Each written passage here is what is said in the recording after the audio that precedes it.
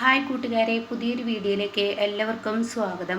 അങ്ങനെ ഭാനുമ്മ പറയാണ്, എന്താ അമ്പിളി രഘുവിൻ്റെ കാര്യത്തിൽ ഒരു തീരുമാനം എടുക്കാത്ത? രഘു ഇപ്പോൾ പണ്ടത്തെ പോലെയൊന്നുമല്ല. രഘു വളരെ മോശം രീതിയിലോട്ടാണ് പോയിക്കൊണ്ടിരിക്കുന്നത്. രഘുവിനെ നീ പിടിച്ചില്ലെങ്കിൽ പിന്നെ കൈവിട്ട് പോകും കേട്ടോ. ഞാൻ പറഞ്ഞില്ലെന്ന് വേണ്ട എന്ന് പറയും കേട്ടോ. ആ സമയം മാഷ് പറയണേ, എന്ത് ചെയ്യാൻ, അമ്പിളി ഇങ്ങനെ വാശിയാണെങ്കിൽ നമുക്ക് എന്ത് പറയാൻ? ആ സമയം അമ്പിളി നിൻ്റെ ഭർത്താവാണ്, അത് നീ ആലോചിക്കണം. പിന്നീട് ദുഃഖിച്ചിട്ട് കാര്യമില്ല. നീ എന്താ അങ്ങോട്ടേക്ക് വരാത്ത? അവിടെ വന്ന് നിന്നൂടെ എന്നൊക്കെ ചോദിക്കാനേട്ടാ. ആ സമയം വരാനുള്ള മാനസികാവസ്ഥ അങ്ങേരിൽ നിന്ന് ഉണ്ടാവണ്ടേ? അങ്ങേർക്ക് ഞങ്ങളെ വേണമെന്ന് തോന്നുന്നൊന്നുമില്ലല്ലോ, പിന്നെ എങ്ങനെ? അത് കേട്ടോടെ തന്നെ രഘുവിന് നിന്നെ വേണം അമ്പിളി, അത് നിന്റെ തോന്നലാണ്. നീ വന്നാൽ മാത്രമാണ് ഇനി രഘു പഴയ ആ സ്ഥിതിയിലോട്ട് വരുള്ളൂ എന്ന് പറയണേട്ടോ. അപ്പോൾ ഈ സമയം മാഷ് പറയണേ, അവൾക്ക് അവളുടെ വാശി ഒരിക്കലും വിട്ടുകളയാൻ പറ്റില്ലല്ലോ. എന്താ ചായിക്കോട്ടെ, പറയാനുള്ളവർ ഒക്കെ പറഞ്ഞു. അപ്പോൾ ചീരു പറയണേ, അമ്പിളി ചേച്ചി അങ്ങോട്ടേക്ക് പറഞ്ഞു വിടാൻ ഞങ്ങളെല്ലാവരും ശ്രമിക്കുന്നുണ്ട്. പക്ഷെ അമ്പിളി ചേച്ചിയോട് പറയുന്നതിൽ ഒരു പരിധി ഉണ്ടല്ലോ. പ്രത്യേകിച്ച് ഞാൻ ഭർത്താവിനെ പിരിഞ്ഞ് നിൽക്കുന്ന എനിക്കധികം അവകാശമൊന്നും ഉണ്ടാവില്ല പറയാൻ. അപ്പോൾ ഞാനത് പറഞ്ഞിട്ടും കാര്യമില്ലല്ലോ എന്നൊക്കെ ഇങ്ങനെ പറയാൻ കേട്ടോ. ആ സമയം അമ്പിളി ഒട്ടും പിറകിലോട്ടാവില്ല. എന്നാൽ ഈ സമയം മാഷാണെങ്കിലോ, ഞാനൊന്ന് പുറത്തോട്ട് പോയി വരട്ടെ എന്ന് പറയണേ.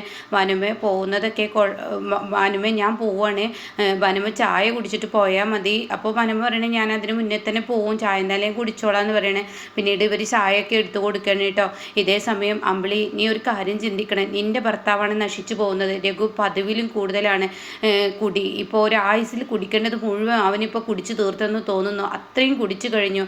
അപ്പോൾ ഈ സമയം മഞ്ചാടി പറയണം, അമ്പിളി ചേച്ചിയോട് പലതവണ ഞാൻ ഇക്കാര്യം പറഞ്ഞതാണ്. അമ്പിളി ചേച്ചി ആ വാക്കിന് ഒരു വിലയും കൊടുത്തില്ല.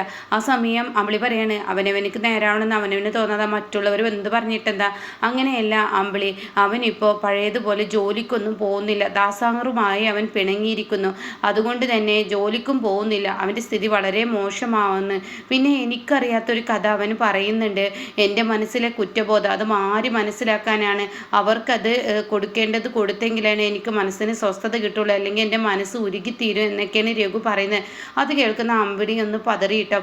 ഇതേസമയം ചീരു. അപ്പോൾ ഈ സമയം അമ്പിളി പിന്നീട് പറയും, അവനവൻ നേരാവട്ടെ, അല്ല മറ്റുള്ളവർ നേരാക്കിയാലൊന്നും നേരാവില്ല എന്നൊക്കെ ഇങ്ങനെ പറയുമ്പോൾ അമ്പിളി ഏറ്റവും കൂടുതൽ വിഷമിക്കുന്നത് നീയാണ്, ഞങ്ങൾക്ക് എല്ലാവർക്കും അറിയാം. പക്ഷേ നിൻ്റെ ഈഗോ അതിന് സമ്മതിക്കുന്നില്ല.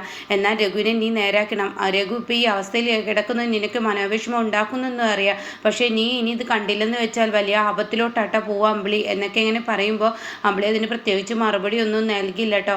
അങ്ങനെ ഭാനുമ്മക്ക് പറയാനുള്ളത് പറഞ്ഞു. ഇനി നിന്നിഷ്ടം പോലെ ആയിക്കോട്ടെ എന്നും പറഞ്ഞിട്ട് ഭാനുമ്മ അവിടെ നിന്ന് ഇറങ്ങണം കേട്ടോ. എന്നാൽ ഈ സമയം ഇപ്പുറത്താണെങ്കിലോ ദാസ് വന്നിരിക്കുകയാണ്. ദാസ് ചോദിക്കുകയാണ്, എന്താണ് രഘു നീ കമ്പനിയിലോട്ട് വരാത്ത? 2 ദിവസമായി നീ കമ്പനിയിലോട്ട് വന്നിട്ട് എന്ത് പറ്റി നിനക്ക്? നീ ഇങ്ങനെയൊക്കെ പെരുമാറാം, അതിന് മാത്രം എന്താ ഉണ്ടായത്? നീ ആ പെണ്ണിന് ആ പണം കൊടുത്തതിലല്ല തെറ്റ്, അതിലുണ്ടാവുന്ന ഭവിഷ്യത്ത് നീ ആലോചിച്ചിട്ടുണ്ടോ?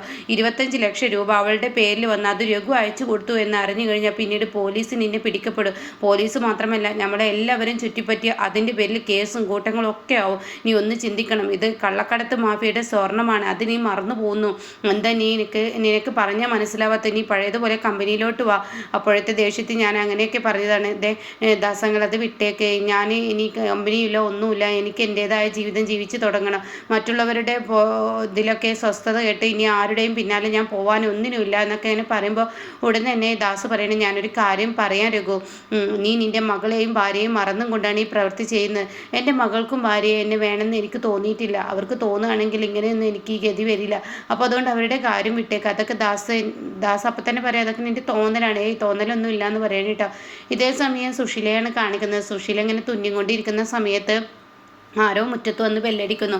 ഇത് കാണുന്ന സുശീലയുടെ നിയന്ത്രണം വിടുകയാണ്. ഈശ്വര, ഇനിയിപ്പോൾ എൻ്റെ ഭർത്താവ് എന്ന് പറയുന്ന ആ കോന്തനായിരിക്കുമോ വന്നത്? ഇവിടെ ഇപ്പോൾ ആരില്ലാത്ത സമയമായതുകൊണ്ട് തന്നെ അയാളെ ഓടിച്ചിട്ട് ഇവിടുന്ന് പറഞ്ഞേക്കുക ഏറ്റവും നല്ല അവസരമാണ്. ഇപ്പോൾ തന്നെ ചെല്ലട്ടെ, ഞാൻ അയാൾ ഇവിടെ നിന്ന് പോവാൻ ഞാൻ ആവശ്യപ്പെടട്ടെ എന്നൊക്കെ പറഞ്ഞ് സുശീല പേടിച്ച് വിറച്ച് പതിയെ കഥ ഇങ്ങനെ തുറക്കാണ് കേട്ടോ. സുശീലയുടെ ഉള്ളിൽ നല്ല പരിഭ്രാന്തിയുണ്ട്. അത് ശങ്കരനാവുമോ എന്ന പേടി കേട്ടോ. അങ്ങനെ സുശീല പേടിച്ച് വിറച്ചും കൊണ്ട് കൊണ്ട് പതിയെ അങ്ങോട്ടേക്ക് വരുമ്പോൾ അവിടെ ചുരുണ്ട മുടിയായ ഒരാളിങ്ങനെ പിറകിലോട്ട് തിരിഞ്ഞു നിൽക്കുന്നു. അയ്യോ, അയാളുടെ ബാക്ക് വശം കാണുന്ന സുശീല ആകെ പേടിച്ചു പോകുന്നു. ഈശ്വര, ഇനി എന്ത് ചെയ്യും? അത് അയാൾ തന്നെ എന്നാ പരിഭ്രാന്തിയോട് കൂടി നിൽക്കുമ്പോൾ പെട്ടെന്ന് അങ്ങ് തിരിഞ്ഞു നോക്കുന്നത് വിനയനായിരിക്കട്ടോ. വിനയനാണെങ്കിലോ, എന്താ ആൻറ്റി എന്താ വല്ല കള്ളന്മാരെ എത്തിച്ചു നോക്കുന്നത് പോലെ എത്തിച്ചു നോക്കുന്നു. ആൻറ്റി എന്താ വല്ലവരെയും കണ്ട് പേടിച്ച് നിൽക്കുകയാണ്, ആൻറ്റിക്ക് എന്താ പ്രശ്നം എന്നൊക്കെ വിനയം പെട്ടെന്ന് പറയുമ്പോൾ ഒന്നുമില്ല എന്ന് പറയണേ.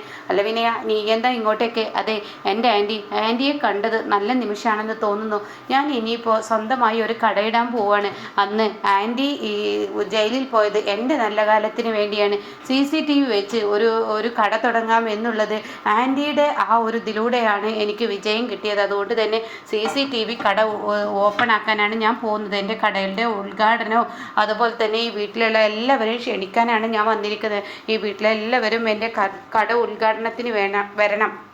അത് കേട്ട ഉടനെ ഞാൻ കാരണം അങ്ങനെയോ ഒരാൾ രക്ഷപ്പെട്ടെങ്കിൽ അത് എനിക്ക് നല്ല സന്തോഷമുണ്ടാക്കുന്ന കാര്യം തന്നെ എന്ന് സുശീല പറയുന്നു കേട്ടോ. ഇതേ സമയം പറയണേ, എന്നാൽ ഞാനൊരു കാര്യം പറയട്ടെ ആൻറ്റി വരില്ല എൻ്റെ ഉദ്ഘാടനത്തിന്? ആരാ ഉദ്ഘാടനം ചെയ്യുന്ന? അനന്തമാഷ്. അങ്ങേരുള്ളിടത്തൊന്നും ഞാൻ വരുന്നില്ല. എനിക്ക് അങ്ങേരുള്ളിടത്ത് വന്നാൽ തന്നെ ചൊറിഞ്ഞു കയറും. അയ്യോ, എൻ്റെ ആൻറ്റി പ്രശ്നങ്ങൾ ഉണ്ടാക്കാനായിട്ട് അങ്ങോട്ടേക്ക് വരരുത് ആൻറ്റി, പ്ലീസ് ദയവ് ചെയ്ത് അത് ഉണ്ടാവരുതെന്ന് പറയണേ. ഞാൻ ആരുടെയും പ്രശ്നങ്ങൾ ഉണ്ടാക്കാൻ ആർക്കൊരു തലവേദനയാവൊന്നും ഞാനില്ല. പക്ഷെ ഞാനൊരു കാര്യം പറയാം, അങ്ങേരുള്ളോടത്തൊക്കെ ഞാനില്ലെന്ന് പറയാം കേട്ടോ. ഇത് കേൾക്കുന്നതിനോട് കൂടി എൻ്റെ ആൻറ്റി അങ്ങേര് പോയതിന് ശേഷം വന്നാൽ മതി. ഉദ്ഘാടനം കഴിഞ്ഞ് അങ്ങേരങ്ങ് പോകും. പിന്നീട് ആൻറ്റി വരണം. കാരണം ആൻറ്റി കാരണം കിട്ടിയ സൗഭാഗ്യങ്ങളാണ് എനിക്ക്. ആൻറ്റി ഇല്ലാതെ എനിക്ക് അതിന് സന്തോഷം കിട്ടത്തില്ല. ആൻറ്റി വരില്ലേ? ഞാൻ വന്നോളാം.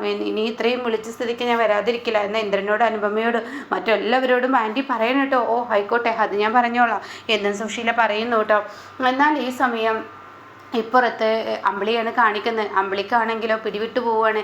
തനിക്ക് ഇങ്ങനെ നോക്കിയാലും പണിയെടുക്കാൻ കഴിയുന്നില്ല. അങ്ങോട്ട് തിരിയുമ്പോൾ പ്രശ്നം, ഇങ്ങോട്ട് തിരിയുമ്പോൾ പ്രശ്നം, അങ്ങനെ മൊത്തത്തിൽ താൻ കറങ്ങിക്കളിക്കുകയാണ്.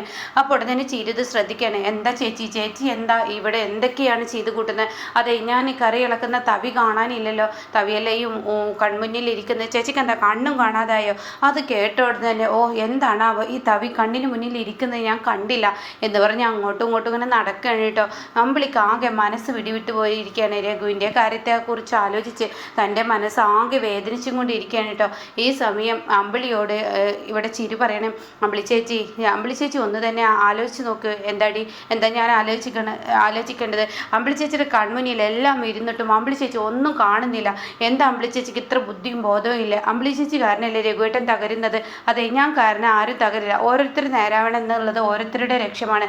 അതവർക്കില്ലെങ്കിൽ പിന്നെ ഞാൻ എന്ത് പറയാനാണ്? എനിക്കൊന്നും പറയാൻ കഴിയില്ല. അവർക്കത് തോന്നുന്നില്ലെങ്കിൽ ഞാൻ എന്ത് ചെയ്യാനാണ്? അദ്ദേഹം വിളിച്ചേച്ചി വെറുതെ മനുഷ്യനെ ഭ്രാന്ത് പിടിപ്പിക്കുന്ന സംസാരം സംസാരിക്കരുത് കേട്ടോ. ഞാൻ എന്തോന്നാടി ഭ്രാന്ത് പിടിപ്പിക്കുന്ന സംസാരം സംസാരിച്ചത്? ഞാൻ എന്തോന്നാടി സംസാരിച്ചത്? പറഞ്ഞത് നേരെ തന്നെയല്ലേ? അല്ല, ഭാനുമ്മ പറഞ്ഞതിൽ ഒരു കാര്യമുണ്ട്. അത് അമ്പിളി ചേച്ചിയുടെ കൺമുന്നിൽ കടന്നു വരുന്നില്ലേ? എന്തോന്നാടി അത്? ഭാനുമ്മ പറഞ്ഞത് കണ്ടോ? ആർക്കോ എന്തോ കടമ ചെയ്യാനുണ്ടെന്നും ആ കടമ തൻ്റെ ഉള്ളിനെ വല്ലാതെ വേദനിപ്പിക്കുന്നെന്നും തൻ്റെ ജീവിതത്തിൽ അത് ചെയ്തു കൊടുക്കാതെ സ്വസ്ഥത കിട്ടില്ലെന്നും എന്നൊക്കെ പറഞ്ഞത്. എനിക്കറിയാം. അവൾക്ക് കിട്ടിയതിൻ്റെ പാതി മുഴുവൻ കൊടുക്കാനായിട്ടുള്ള കിറുക്കണം അങ്ങേർക്ക്. അതാണ് അങ്ങേരുടെ പ്രശ്നം. ആമിയെ സംരക്ഷിക്കാൻ. ആമിയുടെ ഭർത്താവ് ജയിലിൽ പോയല്ലോ. അപ്പോൾ ഇനിയിപ്പോൾ അവളെയും കുഞ്ഞിനെയും അങ്ങ് സംരക്ഷിച്ചെടുക്കുക എന്നുള്ളതാണ് അങ്ങേരുടെ ബോധം. അതാണ് അങ്ങേര് ഇങ്ങനെ ആയിത്തീരുന്നത്. അതെനിക്കറിയാം. എൻ്റെ അമ്പിളി ചേച്ചി എന്താ ഇങ്ങനെയൊക്കെ സംസാരിക്കുന്നത്? ഇതേ ചിരി. ഓരോരുത്തർ നേരാവണമെങ്കിൽ ഓരോരുത്തർ നേരായിക്കോട്ടെ. മറ്റുള്ളവർ നേരാക്കിയാലൊന്നും മറ്റുള്ളവർക്ക് നേരാക്കാനും കഴിയില്ല. അമ്പിളി ചേച്ചി ഇത് കൈവിട്ട് കളിയാണ്. രഘുവേട്ടൻ പിടിവിട്ടു പോവും. ഒന്നാമത് പുറത്താരെങ്കിലും അറിഞ്ഞാൽ അതും പ്രശ്നമാണ്. എന്തോന്നാടി അങ്ങേർക്ക് തോന്നലില്ലെങ്കിൽ പിന്നെ എനിക്കെന്തിനാ എന്നിങ്ങനെ പറയുന്നുണ്ട് കേട്ടോ. ഇതേ സമയം ഭാനുമ്മ വീട്ടിലെത്താണ്. വീടൊക്കെ പൂട്ടിയിട്ടിരിക്കുന്നു കേട്ടോ.